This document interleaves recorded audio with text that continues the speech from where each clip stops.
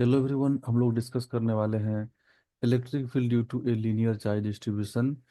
और इसको हम लोग बोलते हैं electric field due to infinite line charge. तो सपोज ये एक इनफाइनाइट लाइन चार्ज है और हम लोग को इसका इलेक्ट्रिक फील्ड फाइंड करना है एनी डिस्टेंस आर पर। तो सपोज ये पॉइंट है और इसका डिस्टेंस कुछ आर है, हम लोग जूम कर लेते हैं, या डी जो भी आप जूम कर सकते हैं इस वाले लाइन से। तो अब इस पॉइंट पर इलेक्ट्रिक फील्ड क्या होगा? तो सबसे पहले हम लोग को क्या करना पड़ेगा, इस टाइप के क्वेश्चन में गॉस लॉ को अप्लाई करना पड़ेगा। तो हम लोग एक सिमेट्रिकल सरफेस ड्रॉ करेंगे इस लाइन चार्ज के अराउंड, जो कि इससे पास करता हो, इस पॉइंट से। तो जिस पॉइंट पर इलेक्ट्रिक फील्ड फाइंड करना है उस पॉइंट के थ्रू हम लोग को एक सिमेट्रिक गॉसियन सरफेस ड्रॉ करना पड़ेगा। तो लाइन चार्ज के सिमेट्रिक जो सरफेस बनेगा, क्लोज सरफेस, सरफेस होना चाहिए क्लोज, वो डेफिनेटली एक सिलिंड्रिकल सरफेस ही बनेगा। तो हम लोग एक सिलिंड्रिकल सरफेस से जूम कर लेते हैं इस पॉइंट से जो पास कर रहा है। तो हम लोग एक सिलिंड्रिकल सरफेस लिए बना लेते हैं पहले, जिसका रेडियस रहेगा ये डिस्टेंस, जो जितना पर फाइंड करना है हम लोग को डिस्टेंस पर फील्ड। तो सपोज ये हम लोग का एक सिलेंडर है और जहाँ पर हम लोग को फाइंड करना है इलेक्ट्रिक फील्ड। तो उस पॉइंट से होते हम लोग एक सिलेंडर ड्रॉ किए, सिलिंड्रिकल सरफेस, क्योंकि ये सिलिंड्रिकल सरफेस ही सिमेट्रिक हो सकता है इस लाइन चार्ज के अराउंड अबाउट। तो अब हम लोग को फाइंड करना है यहाँ पर इलेक्ट्रिक फील्ड, ये डिस्टेंस आर है। तो देखिए, अभी इसका कुछ लेंथ हम लोग एज्यूम कर लेते हैं। सपोज इसका लेंथ एल है, एल हम लोग एज्यूम कर लिए, बाद में वो कैंसिल हो जाएगा तो उसका टेंशन नहीं लेना है, उसका लेंथ हम लोग एल एज्यूम कर लिए। अब देखिए, ये जो लाइन चार्ज है, पॉजिटिव चार्ज सपोज हम लोग एज्यूम किए हैं, निगेटिव भी कर सकते हैं, कोई प्रॉब्लम नहीं है।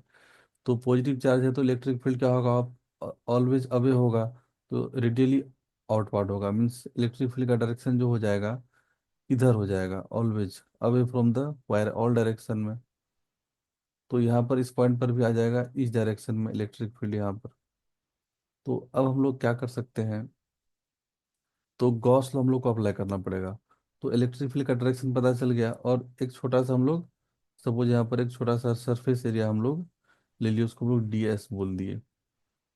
अब इलेक्ट्रिक फील्ड और सरफेस एरिया दोनों सेम डायरेक्शन में है इस कर्व सरफेस के लिए, और यहाँ पर जो ये क्लोज सरफेस है ऊपर वाला, इसके लिए इलेक्ट्रिक फील्ड का डायरेक्शन और एरिया वेक्टर का डायरेक्शन, जो सरफेस एरिया बनेगा, फ्लैट सरफेस है ये, तो इसका सरफेस एरिया ऑलवेज सरफेस का नॉर्मल होता है, तो इसका सरफेस एरिया ऊपर की तरफ।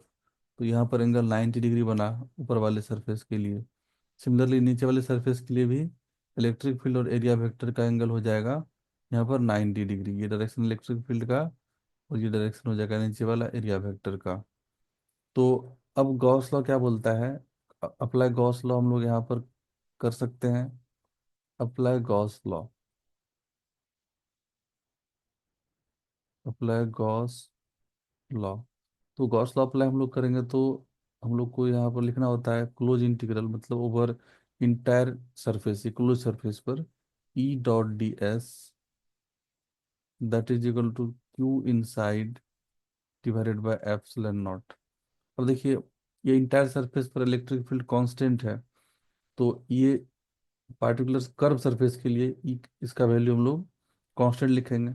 अब ये जो है इंटायर सरफेस के लिए है, तो यहाँ पर एक कर्व सरफेस है और दो फ्लैट सरफेस है, तो हम लोग यहाँ पर से इसको सरफेस नंबर वन कुछ नाम दे देते हैं, वन, इसको टू दे देते हैं दोनों फ्लैट वाले को, और कर्व वाले को कुछ सरफेस थ्री बोल दिए। इंटीग्रेशन में भी उसका हम लोग दिखा सकते हैं। तो इसको अभी हम लोग इसको स्प्लिट कर लेते हैं, इंटीग्रेशन को, तीन सरफेस के लिए, बिकॉज तीनों सरफेस पर इलेक्ट्रिक फील्ड अलग अलग वैल्यू है। तो अब इसको हम लोग स्प्लिट कर लेते हैं इस इंटीग्रेशन को। तो ई dot D S surface one के लिए plus E dot D S, ऐसे हम लोग इसको एस वन लिख देंगे तो बेहतर होगा, S one, S two, S three, ऐसे भी लिख सकते हैं, no problem. E dot D S S one plus E dot D S, इसको हम लोग एस टू ले लेते हैं, plus integration E dot D S S three. अब ये तीनों का सम जो हो जाएगा वो क्या हो जाएगा, Q inside divided by epsilon not. अब यहाँ पर देखिए एस वन और एस टू पर जो है ई डॉट डी एस का वैल्यू कितना होगा, S1 और S2 के लिए E और DS के बीच एंगल 90 डिग्री है, तो यहाँ पर हो जाएगा E dot D S zero. तो ये इंटीग्रल जीरो हो जाएगा, इसका वैल्यू कॉस 90 डिग्री का टर्म आएगा, ये भी जीरो हो जाएगा। सिर्फ S3 पर हम लोग का E डॉट डी एस का वैल्यू मिलेगा, बिकॉज यहाँ पर इलेक्ट्रिक फील्ड और एरिया वेक्टर सेम डायरेक्शन में है। यहाँ पर थीटा 0 डिग्री, तो यहाँ पर लिख सकते हैं थीटा 90 डिग्री, यहाँ पर थीटा 0 डिग्री कर्व के लिए। और अगेन ये फ्लैट के लिए ई और डीएस में थीटा एंगल जो है वो 90 डिग्री है। तो हम लोग इसको यहाँ पर ई डॉट डी एस को सिर्फ ई डी एस लिख सकते हैं, बिकॉज कॉस जीरो का वैल्यू 1 होता है।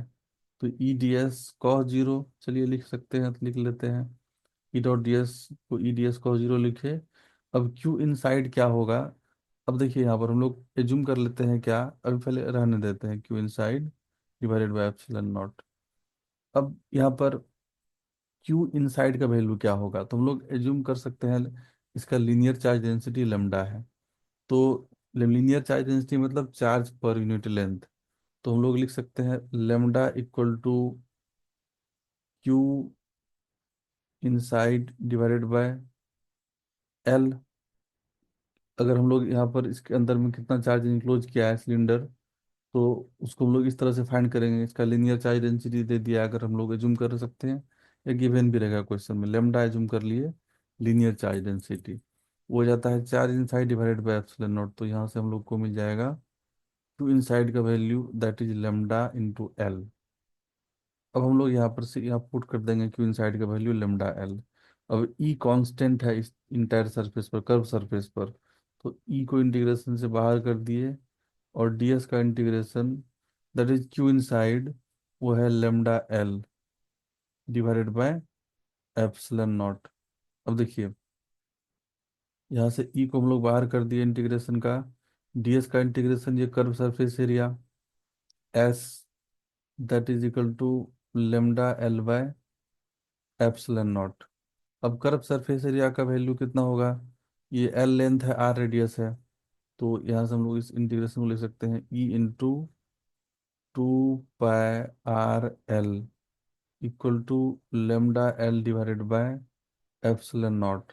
यहाँ से एल और एल कैंसिल हो गया, तो हम लोग को यहाँ से ई का वैल्यू क्या मिल जाएगा, ई का वैल्यू मिल जाएगा lambda divided by 2 pi epsilon naught R. तो ये इलेक्ट्रिक फील्ड आ गया due to infinite line charge. इसका ग्राफ भी ड्रॉ कर सकते हैं, साइड में हम यहाँ पर इसका ग्राफ भी ड्रॉ कर लेते हैं। ग्राफ भी एग्जाम में पूछता है कभी कभी ड्रॉ करने के लिए एक साथ डेरिवेशन का। तो ई इन्वर्सली प्रोपोर्शनल स्मॉल आर है, वो एक्सिस पर ई ले लेते हैं, एक्स एक्सिस पर आर।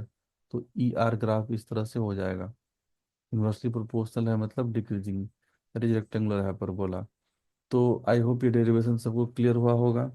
तो आगे भी हम बहुत सारे डेरिवेशन अपलोड करते रहेंगे। देखते हैं फिर नेक्स्ट वीडियो में।